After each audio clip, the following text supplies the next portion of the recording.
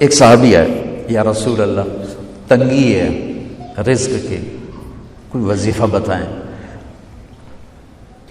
کتنے لمبے لمبے وظیفے لوگ پڑھ رہے ہیں کہ کاروبار کھل جائے اور روزی بڑھ جائے، کتنے لمبے چوڑے، کتنے کتابوں میں ایڈے ایڈے بڑے وظیفے لکھے پہ، پڑھوں جی مندہ بڈھا ہو جائے۔ میں قربان جاؤں یا رسول اللہ آپ کی شفقتوں پر، آپ کی رحمتوں پر، سنو یہ کرو، میری بات نہیں ہے، میرے نبی کی بات ہے۔ تجربے کی وجہ سے کرو گے تو کچھ نہیں ملے گا، یقین سے کرو گے تو دروازے کھلتے دیکھو۔ کہ یا رسول اللہ ارید ان یوسع علی رزقی، میں چاہتا ہوں میری روزی کھل جائے۔ تو آپ نے کہا ادم علی الطہارہ یوسع علیک رزقک، تو باوضو رہا کر تیرا رزق کھل جائے۔ کوئی زور لگتا ہے وضو؟ تمہارے یہاں تو سردی ہوتی ہی کوئی نہیں کہ بھئی ٹھنڈا پانی ہے کیسے وضو، یہ تو ہمارے لیے مسئلہ ہے کہ بھئی ٹھنڈا پانی ہے کیسے وضو کرو۔ وہ ہمارے گاؤں کا مراسی مجھے مل گیا، میں نے کہا چل نماز پڑھے گی، نہیں جی میاں جی سردی بڑی نہ لے جاؤں، سردی بڑی، مراسیوں کو سردی زیادہ لگتی، میں کہا نہیں آج تک نماز پڑھا کے چھڑنا ہے۔ میں اس کو لے کے جب وہ ٹوٹی پہ بیٹھا نا، جو ہی ہاتھ پہ پانی، حالے ہو ٹھنڈا پانی، حالے ہو ٹھنڈا پانی۔ تمہارے لیے تو یہ مسئلہ بھی نہیں کہ ٹھنڈا پانی، میرے نبی کی یہ سارا مجمع لے لو، یہ اوپر مستورات لے لیں، ادم علی الطہارہ یوسع علیک رزقک، میرے نبی نے فرمایا باوضو رہنا شروع کر دے، اللہ تیرا رزق کھول دے گا۔ اب یہ اللہ رسول کی آپس کی بات ہے تو میری بات ہوتی تو دیوار پہ مار دو، تجربہ کرو۔ نبی کی بات کو تجربہ کر کے نہیں کرتے، یقین کے ساتھ کرتے ہیں۔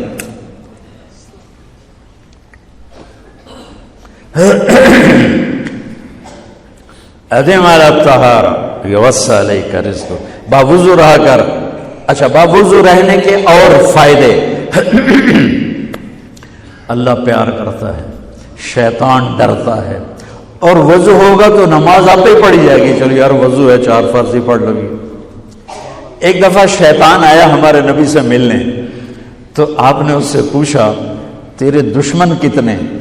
کہنے لگا 15۔ آپ نے فرمایا کون کون ہے؟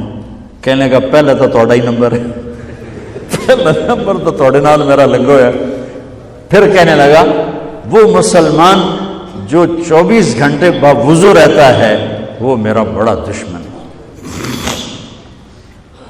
جو باوضو رہتا ہے اور باوضو سوتا ہے، ایک فرشتہ اس کے لیے بندگی کا ثواب لکھتا رہتا ہے۔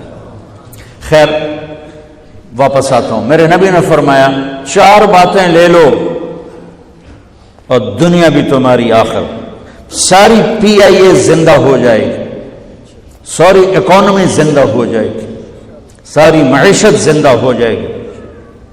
5 بھی نہیں، ایک انگلی بھی آپ نے نیچے کر دی، کہ یہ بس اتنی لے لو۔ حفظ و امانت، صدق حدیث، حسن خلیقت، عفت فی طعمت۔ کیا خوبصورت! ساری زندگی کسی کو دھوکہ نہ دینا، دیانت داری۔ میرے ملک کے ادارے کیوں ڈوب گئے؟ دیانت نکل گئی، کھوٹ آ گئی، دھوکہ آ گیا۔ میرے نبی نے کہا حفظ امانت، کبھی امانت میں خیانت نہ کرنا، صدق حدیث، کبھی جھوٹ نہ بولنا، ہمیشہ سچ بولنا۔ میرے نبی نے فرمایا میرا امتی ہر گناہ کر سکتا ہے، 2 نہیں کر سکتا، ایک جھوٹ کبھی نہیں بولے گا، ایک دھوکہ کبھی نہیں دے گا۔ میرے نبی کی 2 صفتیں ہائی لائٹ ہوئیں، صادق اور بولو کیا ہیں؟ کوئی اور بھی تو ہو سکتی تھی، جس سے مشہور کیا، کعبہ قوسین بھی تو ہے، اور ادنا بھی تو ہے، واللیل بھی تو ہے سیاہ زلفوں والا، والضحیٰ بھی تو ہے روشن چہرے والا۔ کس سے مشہور کیا؟ صادق امین۔ اگر آپ مجھ سے سوال کرو، میں ممبر رسول پہ بیٹھا ہوں کہ مولانا صاحب سارے دین کو 2 لفظوں میں بتاؤ، ساری شریعت کو، تو میرے پاس دو لفظ ہیں، سچائی اور امانت داری۔ آپ مجھ سے سوال کرو مولانا صاحب ساری دنیا کے کفر کو بتاؤ، تو میرے پاس دو لفظ ہیں، جھوٹ اور دھوکے بازی۔ جھوٹ اور خیانت، پوری دنیا کا کفر ان کے اندر چھپا ہوا ہے۔ سچائی اور دیانتداری، پوری دنیا کا اسلام اس کے اندر چھپا ہوا ہے۔ دیانت اور سچائی یہ بیج کی طرح ہے، اور پورا اسلام پھر باغ بن کے پھلتا پھولتا ہے۔ جھوٹ اور دھوکہ یہ بھی بیج کی طرح ہے، پھر اس سے کفر کا جنگل کانٹوں بھرا جنم لیتا ہے۔ میرے معاشرے سے جھوٹ نکل جائے، دھوکہ نکل جائے، یہ پاکستان جنت کا ٹکڑا ہے۔ اور یہ حکومت کے بس کا نہیں ہے کہ وہ سب کو سچ بلوائے، یہ مجھے کرنا ہے، یہ مجھے کرنا ہے، میں نے اور آپ نے اس کو شروع کرنا ہے۔ حضرت جریر بن عبداللہ یہ یمن کے شہزادے تھے، آخری حج پہ مسلمان ہوئے۔ اپنے نوکر سے فرمایا گھوڑا خرید کے لا، میں پیسے یہاں پیمنٹ کروں گا۔ وہ منڈی میں گیا، 300 روپے کا گھوڑا لے کر آیا۔ جب انہوں نے گھوڑے کو دیکھا تو وہ قیمتی تھا، مالک کو پتہ نہیں تھا، اور یہ گھوڑوں کی نسل کے پہچاننے والے اس سے کہنے لگے تیرے گھوڑے کے 400 کر دوں؟ کر دو۔ بڑا حیران ہو کے دیکھنے لگا، بھائی ہے کہ آپ تو مجھے چیز خریدنی ہے تو میں گھٹاتا ہوں، اور اجمل نے بیچنی ہے تو یہ اس کی قیمت بڑھاتا ہے، اور یہاں خریدار کہہ رہا ہے 400 کر دوں؟ وہ کہنے لگے کر دو۔ کہ 500 کر دوں؟ کہنے لگا کر دو۔ کہ 600 کر دوں؟ وہ تھوڑا تھوڑا گھبرانے لگا، بھائی یہ چکر کی ہے۔ 700 کر دوں؟ 800 کر دوں؟ وہ کہنے لگا حضور تسی لینا تو لو، پر میرا مذاق تھا نا، تسی اٹھو کدی لین والے بھی پیسے بتائے، تجھے میں نے 300 دے میں جاواں۔ کہنے کہ اس کو 800 دے دو اور گھوڑا باندھ دو۔ وہ حیران خوشی سے چھلانگے مارتا ہوا گیا۔ تو جب وہ چلا گیا تو نوکر نے پوچھا میں جب 300 میں سودا کر کے آیا تھا تو 500 کس خوشی میں بڑھائے؟ فرمایا میرے بھائی اس کے گھوڑے کی قیمت 800 تھی، 300 نہیں تھی، اور میں نے نبی کے ہاتھوں میں ہاتھ دے کے یہ وعدہ کیا تھا زندگی بھر کسی کو دھوکہ نہیں دوں گا، سب کی خیر خواہی چاہوں۔ تو بھائیو میرے اداروں میں کس ٹیلنٹ کی کمی نہیں، صلاحیتوں کی کمی نہیں، دیانت کی کمی ہے، قوت عمل کی کمی نہیں، سچائی کی کمی ہے۔ حجاج بن یوسف ایک ظالم گورنر گزرا ہے، اس کے خلاف بغاوت ہوئی، وہ ناکام ہو گئی۔ تو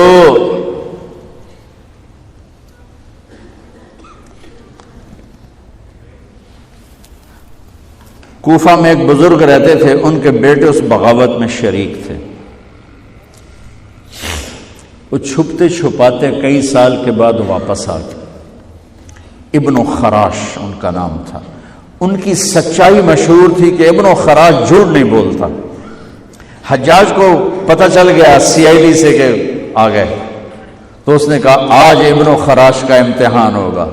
اس کو کھانے پہ بلایا، عنوان ہی نہیں بنایا تفتیش کا، کھانے پہ بلایا اور کھانا شروع ہو گیا۔ باتوں باتوں میں کہتا ہے ابن خراش آپ کے بیٹے ہمارے خلاف لڑ کے بھاگ گئے تھے، کوئی پتہ؟